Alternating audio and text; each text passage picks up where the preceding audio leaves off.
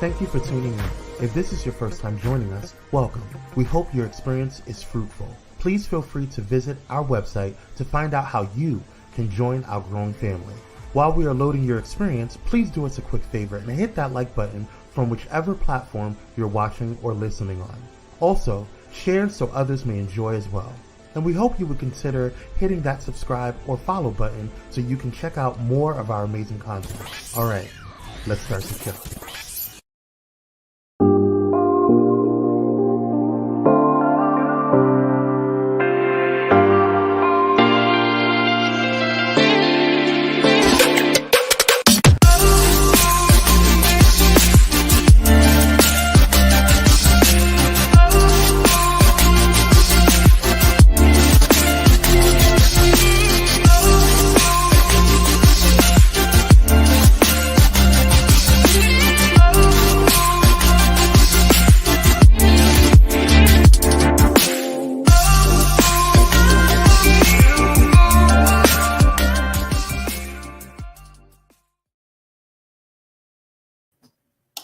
Hey everybody, happy Friday, Junior. I am Nicole D. Vick. Welcome to Nicole D. Vick Live.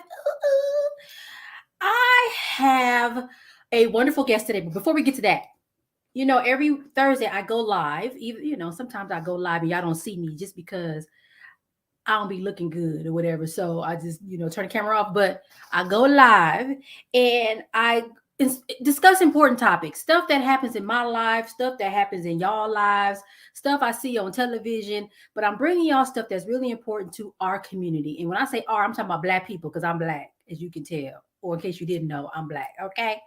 I'm really excited to have you here. Last month, what had happened was, and you might remember from the previous episode of Nicole D. Vick Live, what had happened was somebody tried to get me. Somebody tried to get me for like $300.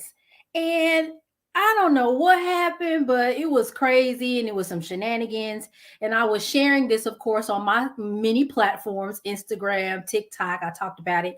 And one of my friends was like, we probably should do something to help people make sure they, keep their money in their pockets and they're not scammed during the holiday season. We're getting ready to go into Thanksgiving, Christmas, New Year, Kwanzaa, all the, wonderful holidays at the end of the year. And I want to make sure you do not get tangled up in some kind of scam. You trying to use your ATM card and oh no, it don't work. What happened? All your money gone. We don't want that to happen to you. So I got scammed. Somebody tried to get me for $300. The good news for me, it was before payday, so it wasn't $300 in. It wasn't $300 in there for them to take. So that's what got them kind of moted. And then the other thing that happened to me was my mom, she wanted to mail me this really pretty big giant Hallmark card, and she had put a gift card in there. Do y'all know I got delivered an empty card? An empty envelope. It was nothing in the envelope. The post office dropped off an envelope, nothing inside. So all of those things kind of made me say, wait, I want to talk about this and help y'all, because there's a lot of different scams. I get text messages. Hey, your Netflix account has been suspended. Click here, blah, blah, blah. I get emails. I get all kind of weird stuff. And so I just want to make sure y'all know what to do if something happens to you like that. And we're public health people. My guest is as well. How to avoid, how to prevent. And yes, $300. And I was like, y'all trying to play me? I said, hallelujah, y'all came at the end of the month when there wasn't no money in there, because that would have hurt my feelings to be out of $300. Now, yes, the money is insured and they'll return it. But in that meantime, what if other bills are coming in and then overdraft, and it just be a whole mess? We want to avoid that. And I want to make sure you know what to do. Okay. So I have a fabulous guest. I'm going to read her bio. Her name is Shantel Jefferson. Yeah. Look her picture. Oh my God. Looking at, she looks so cute in that photo. So cute. Shantel has 20 years of experience in the financial service industry. She possesses an extensive amount of experience managing performance driven teams. She's skilled at coaching. So I think those coaching skills will come into play today, and developing team members, community outreach, and business improvements. She has a desire to coach and develop individuals to recognize their strengths and purpose to evolve as confident leaders in what she finds most fulfilling. She has her master's degree in public health. I said that she a public health person like me, with an emphasis of health education from Azusa Pacific University, and a Bachelor of Science degree in healthcare management from University of Phoenix. And y'all know I taught at University of Phoenix for a little while, actually more than a little while, it was 10 years. I'm saying my name. Chantel is passionate with cultivating meaningful relationships and aims to spread awareness to improve financial and health literacy within underserved communities. Shantel believes every person can achieve financial success and positive health outcomes when increasing their knowledge on these important issues. And so we're also going to touch on that intersection between financial wealth and health education and health outcomes too. So yes, come on, Shantel. Woo!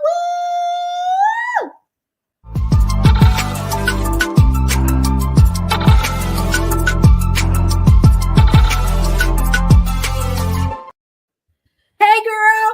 Hi, how are you? I'm good. How are you? And I'm really my $300 ain't gone, but somebody said 300, right? That's a lot of money. It is to be gone, to look in, and everybody has their little mobile phone app. Hold on, what? And let me tell you, before we get into the interview, this happened to me before. I think around 2018. And the crazy part too is the bank was trying to call me, but see, I'm one of them people, and I'm bad at this. Recognize the number. If it don't say Chantel's calling me or my daughter or whoever, I'm not answering it. Right. Girl, the bank was trying to call me. Hello. And I was like, who calling me? And I'm just looking at the phone ring. And then the next thing I know, 3 transactions. Right. I'm like, that ain't me. And I forgot how much they took that time. It might have been 3 transactions of $200 each. And I was like, oh, no. And then I had to go through the process to get it back. So this has happened to me before, and I guess it was about to happen again this time. But again, I didn't have $300 for them to take. Maybe that's the solution. Don't have no money in there. They can't take it if it ain't right. Listen, but they'll still attempt, right? And you don't want the overdraft fees, and you don't want to be responsible for paying it back if you don't respond in a timely manner. So there's some ways to prevent that that we'll talk about as well. Okay. All right. Let's back up and get into the juicy stuff in a little bit. But I always say this every time I have a guest, but I feel like it's true. I don't believe in mistakes or coincidences. I think things happen on purpose, and that people come into our lives to show us, right? Help us, lead us, guide us. Even if they don't have an answer, to literally turn the flashlight on and be like, girl, I don't know, but go that way. I have a feeling that's the way to go over there. And do you remember how we met? I do. We were at the Spirit of the Heart workshop, or more of a event, where it was hosted by the Association of Black Cardiologists in Orange County. And it was a great, again, being in the public health arena, it was a great opportunity for me to connect. You were one of the people that I connected with, and Dr. Shelly Henderson was there. So it was a great opportunity to connect, but just spread awareness to the emerging issues that are happening in public health.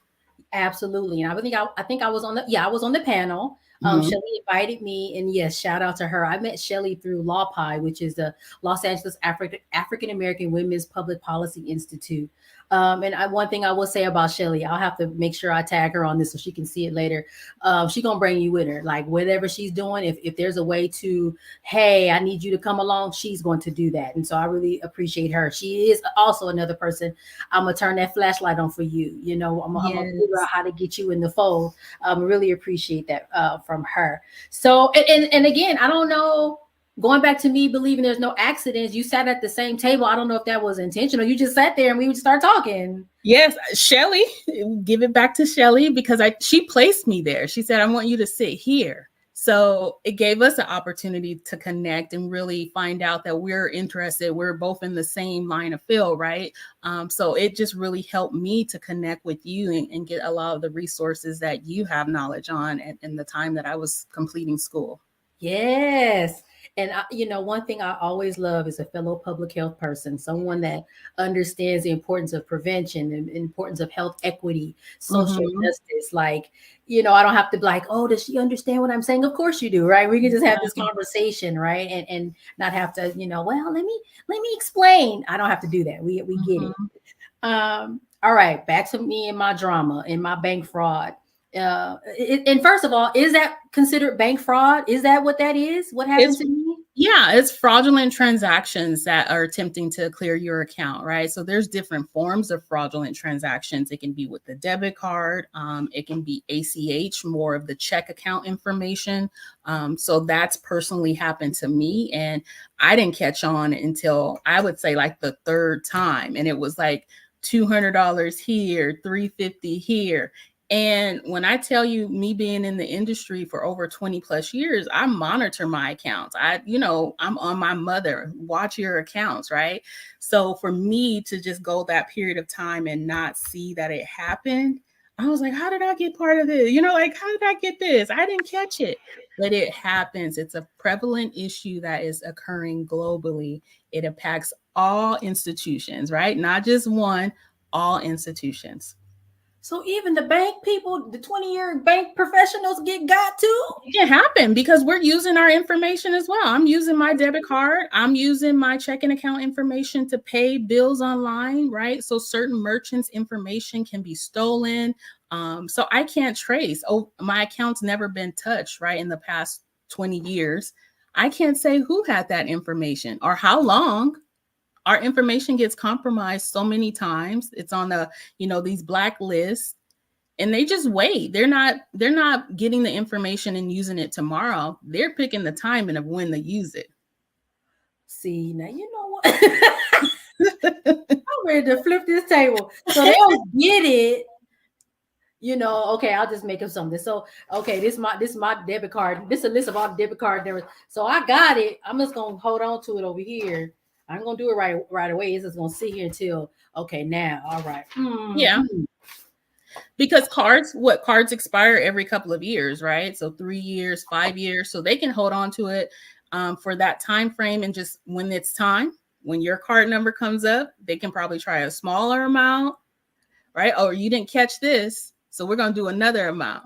You didn't catch that, right? So it's just being aware, but it goes back to the fact you gotta keep a watch on your account. You have to set up notifications, right? So maybe you have a reoccurring transaction that's coming through. Set that up so okay, this came through this month. I know that clear. I have enough money for this, but also set notifications for transactions over a certain threshold, right? Oh. So if it does come over $200, I didn't authorize that because I know this is what my charges are. So that awareness. Man.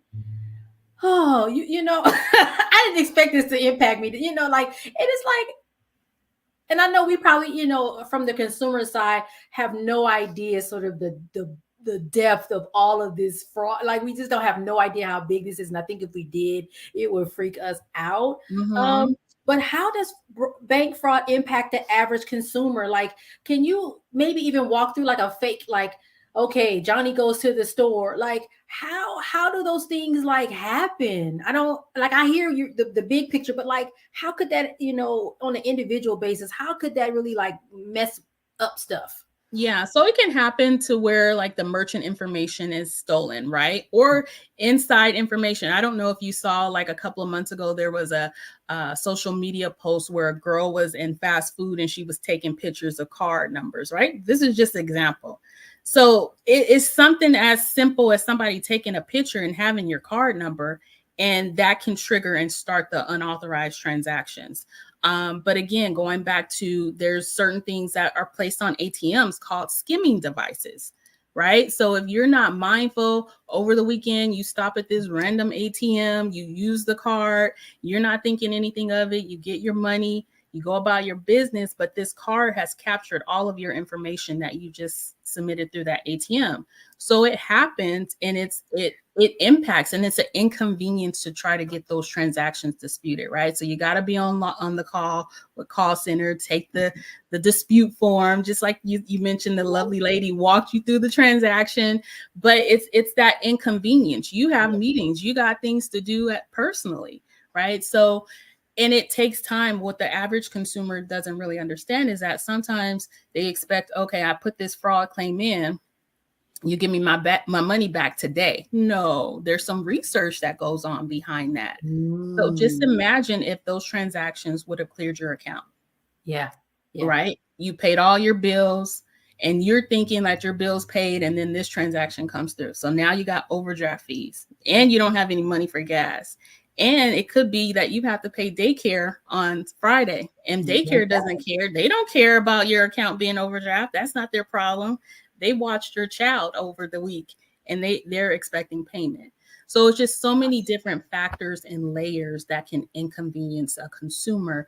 But again, that awareness component could definitely help to be mindful of preventing those type of transactions from clearing. Wow. Something else someone mentioned to me, I think that when the first time, I think in 2018, when it happened to me, the security guard at the bank, he said, sometimes these people walk around with these little devices, like you might be out and about. I take public transportation to work. And he said, sometimes people have these readers, I guess maybe similar to the ones that are on the ATM machine. I'm not sure. But he said there's some kind of device that if your card is not in one of those special wallets that'll scramble it, I guess. I'm just using words. I don't even really know if that's the right term.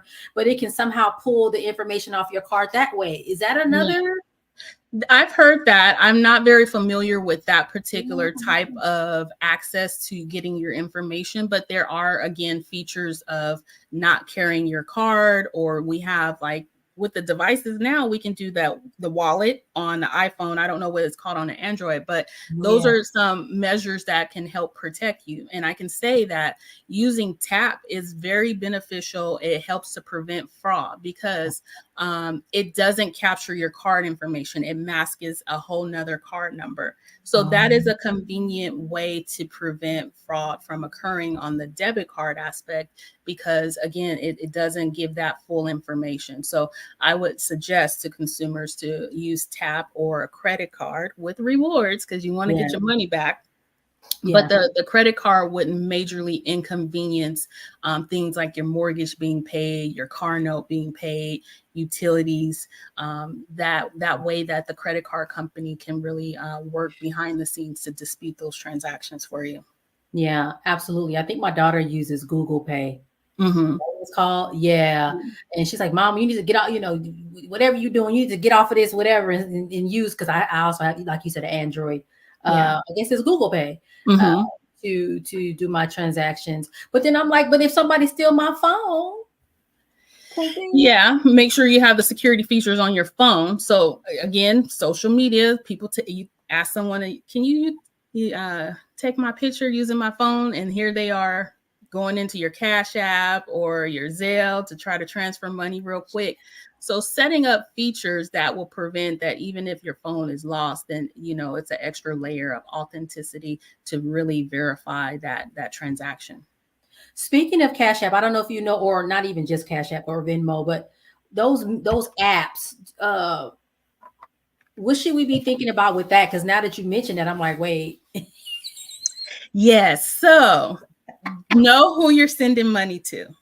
Okay. So know who you're sending money to, and just know, because you've signed on to those applications, your bank is not necessarily 100% responsible for those transactions. Some institutions don't primarily have agreements with those vendors. So you want to be mindful of that, right? Because if they don't have a relationship, it's something that you authorize, you're sending the money to that merchant, right? So and I've seen, Nicole, fraudsters, people buying stadium tickets. They want to go to the game. They send the money. They say they never got it.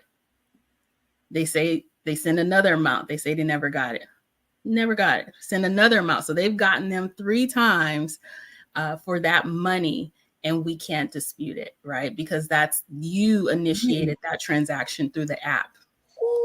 So just be mindful, right? They're convenient services, right? Yeah. But just be mindful of what you're using and the backup support you have should there be a fraudulent transaction. Because again, you're just putting your bank card information in, so that doesn't make your bank responsible. But again, some banks have relationships with certain applications and vendors that they back and support those fraudulent transactions. Wow. Very good point about responsibility, like you said, because ultimately it could be, well, the bank could be like, well, you clicked the button. Yeah. You didn't click the button, you clicked it. You gave authorization. Yeah. So that's on you.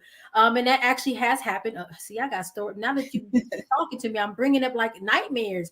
This one wasn't that bad, but someone put a wrong, they were trying to send me money and they typed in the name wrong and it went somewhere else.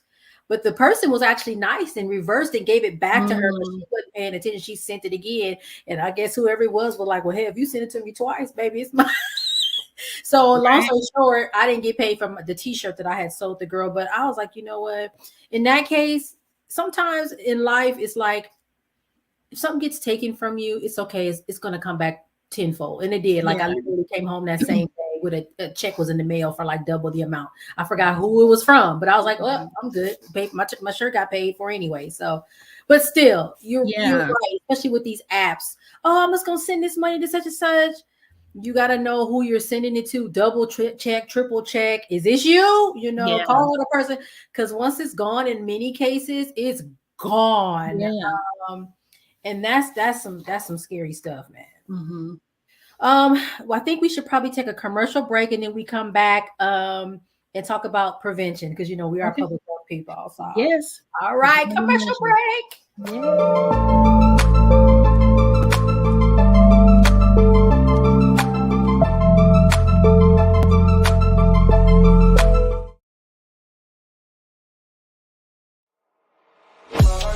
In a world filled with diversity, where radical faith and progressive believers come together, there's a place that's breaking all boundaries and embracing believers from all walks of life. Bullet and Flight Radio, where believers unite, boundaries break, and love triumphs. Step away from the chaos and noise of your daily life. Experience moments for yourself that are calm, serene, and full of peace. A necessary respite to foster growth within you, because self-care should be luxurious. Luxe Noir.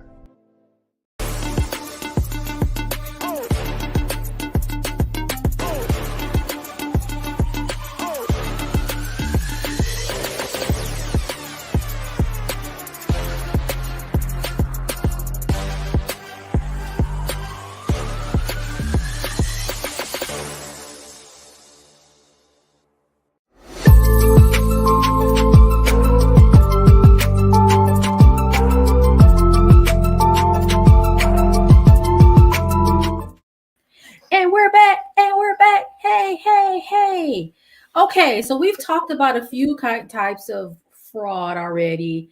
Sort of like the maybe I guess I'll call it point of sale. You're in the store type thing. Somebody could actually literally be like, "Oh, I'm gonna take a picture of this card right quick," or something's happening where interception in some way. Yes, you talked a little bit about check fraud. Someone told me that they were waiting for an insurance payout. Whatever happened, she didn't get into detail about that, but she was expecting a check from an insurance company. Check never came. Long story short, somebody had intercepted that check. She said whiteout. I'm sure it was some other kind of thing where they took her name off and put their name on, and honey signed it, deposited it, mobile deposit, and it was gone. Yeah. So there's another way. Is there any other types of fraud that we should be mindful of? And we talked about the apps, of course. Mindful of that. Is there anything else we should be really thinking about, especially too, like going into the holiday season? And what should we be worried about? Great question. So just to touch on not only just insurance checks, a lot of people still get their tax return checks mailed out, right? People just file their taxes. I do direct deposit. It's convenient for me, but a lot of people still do. And, you know, the fraudsters are preying on those people that get their checks in the mail. And it's a whirlwind of identity theft, and the fraud is stolen, and it takes time to retrieve those funds back. So that's happening.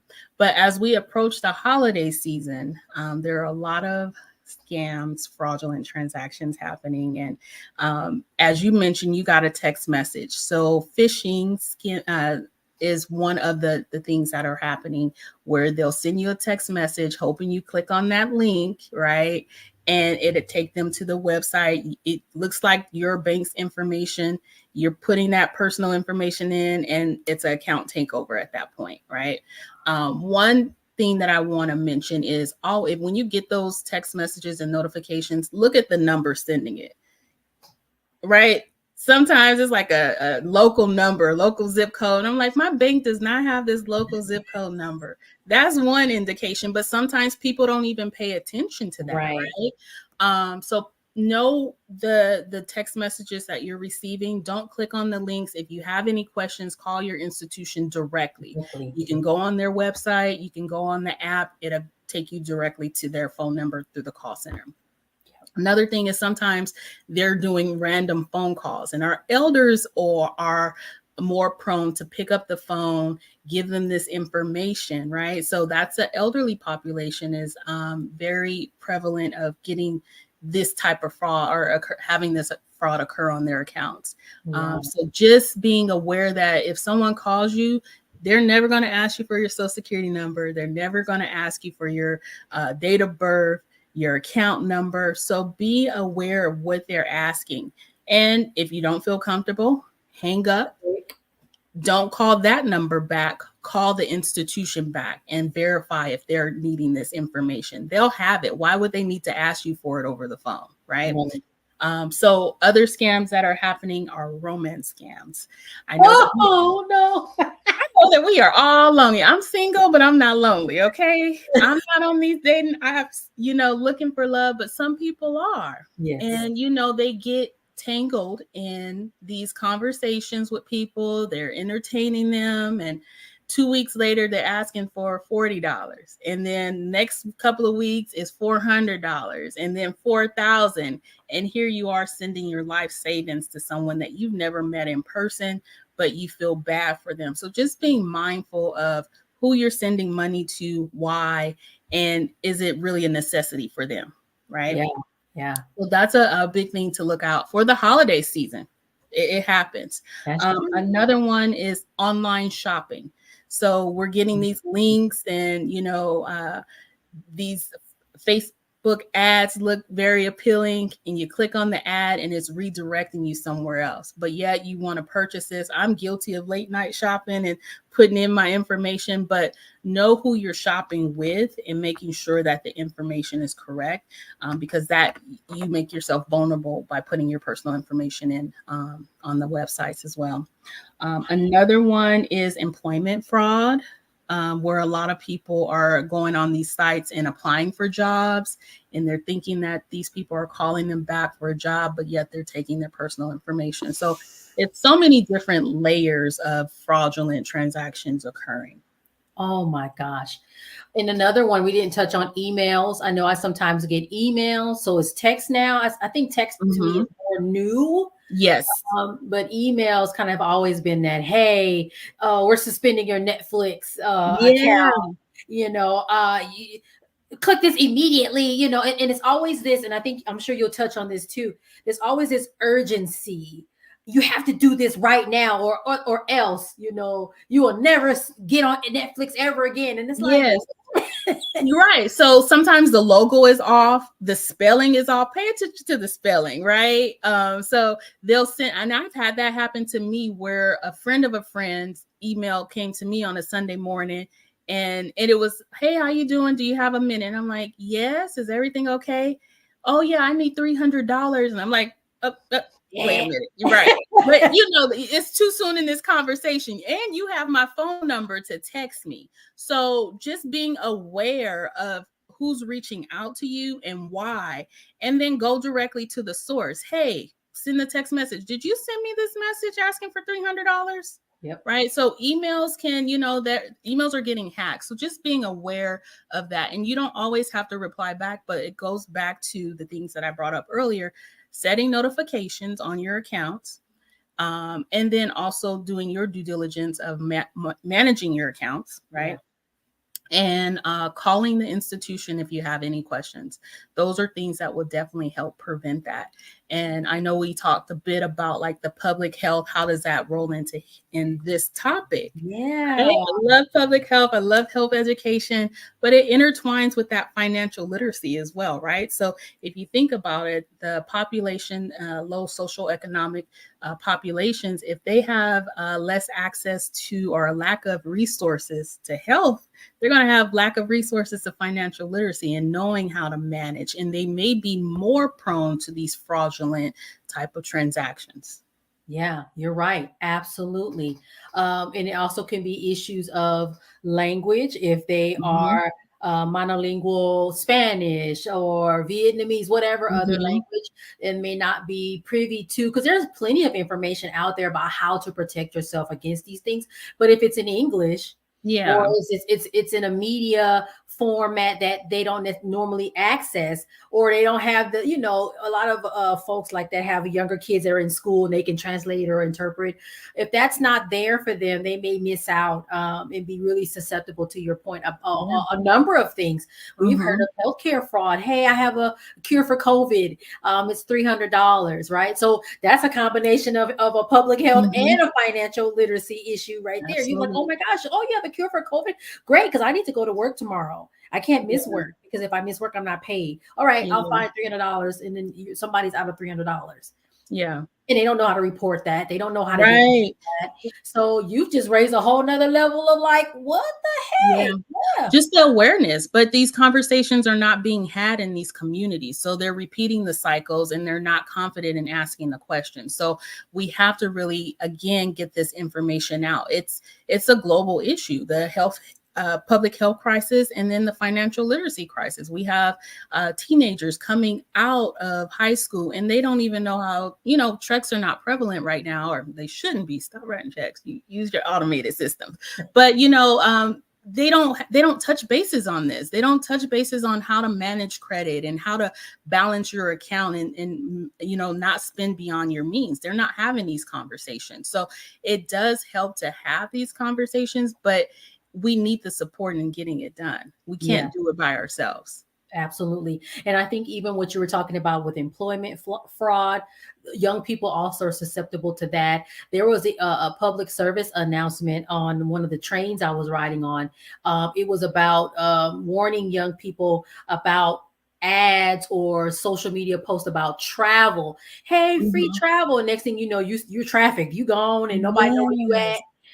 So that's not necessarily financial in that sense, but it's still kind of along those same lines of being tricked in a way where if you're not savvy or no one has taught you, you're like, oh yeah, I want to go volunteer in another country or wherever for a month or so. Next thing you know, child, what happened to such and such? Girl, we don't even know. Yeah. And right now we're seeing an increase of the younger population being used by these fraudsters. They're paying them to open these fraudulent accounts, right? And they don't know the repercussions that are going to come back to them, how this is going to impact them when they're ready to buy a car or ready to buy their first home or even getting a credit card. So these are all the implications that are happening to them. And then going back to the elder population. So there's so many populations that are vulnerable for these type of experiences, and just wanting to prevent those and provide awareness of how to monitor it, right? I'm not trying to scare straight you, but just give you that education to make an informed decision and being aware of it. Also putting travel notifications on your debit cards when you're traveling, because again, it helps the bank to know this is a transaction out of the area. So if Nicole is traveling to Texas, then we know to monitor these transactions, right? But if you never set it or turn it off, then, and they're trying to give you a call and we're not picking up and we're not checking our accounts, they're myself off. Yeah, and then also too is that sometimes people are busy. We're very busy and we don't honestly have an opportunity to check our accounts daily, but don't let it go too long because it can impact you later on down the line. There's a time frame of how long you can dispute a transaction, right? So you don't want it to go beyond that time frame where you don't get your money back. We work hard for our money every day. Absolutely. And if I'm gonna waste my money on something, it's gonna be my choice. My choice. Yes. Accessories and food, right? No, just kidding. If I'm gonna spend $300 on something, I'm not gonna just give it away. Let me spend it on some food, you know? Yes, some good food. Yeah. These were all good tips. Go ahead. I was just gonna say it's just preventing this from happening and knowing how to protect yourself at the end of the day is the key, right? Just monitoring your accounts, setting up alerts, being aware. But like I said, if you don't feel comfortable and it's going to be a major impact for your debit card, use the tap feature. It's secure. And then also credit cards, but just monitor the account. Yeah, the woman at the bank that I spoke to, you know, when I was like, what's going on? She's like, I don't even use my debit card. She said, yeah, I use my credit card.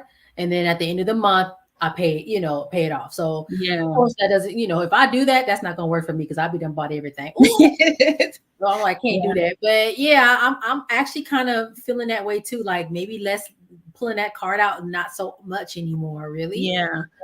Because it's kind of scary how quickly, it can happen. But you're right. I think one thing I'm going to do, my bank does have a thing. They will call. And I'm, me, like I told you, I'm like, who this? And I'm just like, And they'll call back to back. I'm like, what's going on?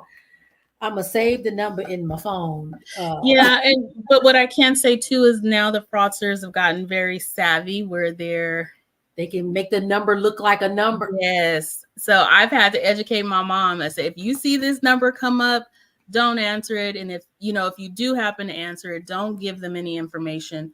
Take a minute, call the number that you know back, right? Don't just be so quick to give that information. But one more thing that I wanted to mention that for people to be aware of in the holiday season, know your surroundings. A lot of people are getting robbed at the ATM. If you have to go late at night, please be careful because so much is going on. So gas stations, right? ATMs, random ATMs, but then also if you need to withdraw large amounts of money, people are getting robbed in parking lots and, on the way out. And you work hard for your money. This is your income. So if you need to get a cashier's check. Yeah. If you need to send a wire transfer, the funds are available right away. Know who you're sending it to. But to prevent your life, your hard-earned money, I'm just seeing so many reports on the news, personal experiences, and I want people to be safe out there. So if you need to withdraw large amounts of money, be discreet as possible about it because people are listening. People are desperate. Yes. People, desperate is the word right now, folks. I don't know if you saw somebody got a car accident on the freeway. Somebody hit another car and then they robbed the guy. Yeah. I said, dang, what's going on? And I don't know, they could have known him and like, we don't know, but that was wild. And of course people was recording it. And so I'm looking at this footage like, what is really going on? So, yeah, I don't even carry cash. Sometimes can you have $1? No, I really don't. Yeah. Yes. And, as women, we have to protect ourselves too, because taking a moment to look in our purse to get that dollar could cost us our life because of surroundings, taking our eyes off of it. Also, growing up, don't leave your purse in the basket. I shop at Trader Joe's, I shop at Sprouts, and a lot of people still leave their purse in the basket. And it's so easy to take your wallet, your social security cards, which we don't advise to put your cards in your wallet, but so many people carry their lives in their purse. Secure your items on you because people are friendly. When you get in the car, lock the door, right? Don't put your purse. Like, these are things that we were taught, but not most people learn those lessons. Yeah, you're right. Don't put because some people put their purse in the passenger seat. You're supposed to put it behind, because somebody could reach in there and grab it and it's gone. You're right about the shopping cart. Oh, I've seen people, but I just used the little seatbelt for the kids and they couldn't. No, baby, because they're going to push that cart with your person out. They're going to go. Yes.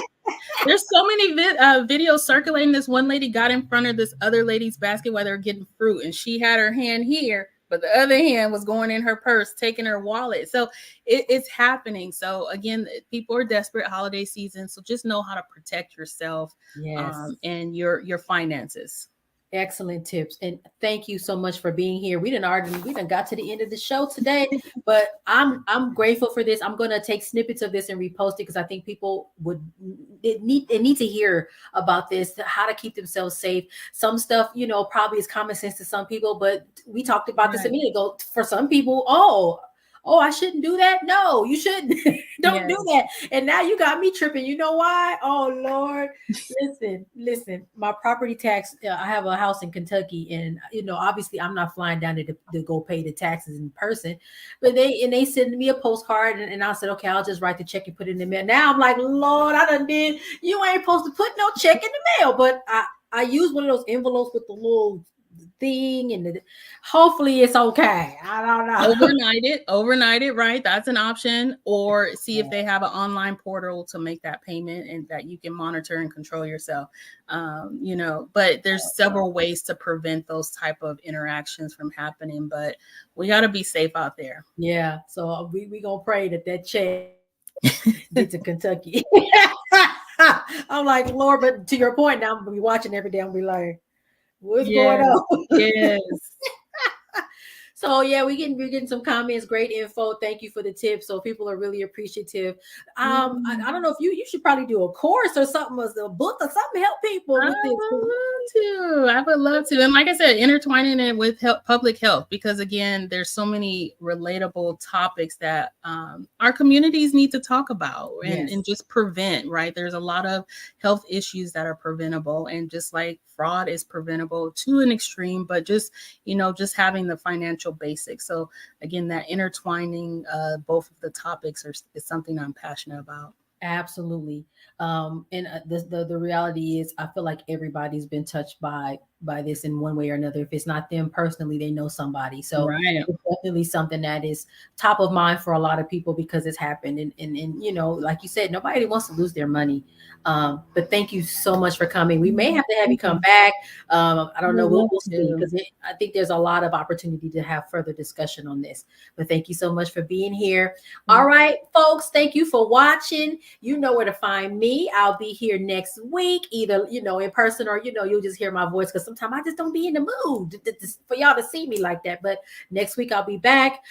In the meantime, you can check me out on social media. I am on Facebook, Instagram, TikTok, LinkedIn, YouTube. I'm everywhere. Same handle for everything is Nicole D. Vick.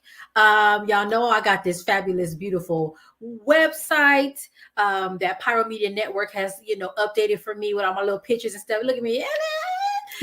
www.NicoleDVick.com. And then I have books. Woo-woo. I have two. First one, Pushing Through, Finding the Light in Every Lesson. Second one, Push Through, 52 Weeks of Light in Tough Times. Pick them up. You can get them off my website, or if you really like Amazon, a lot of people do, you can get it from there too. All right, y'all. See you next week. Thank you, Shantel. Thank you.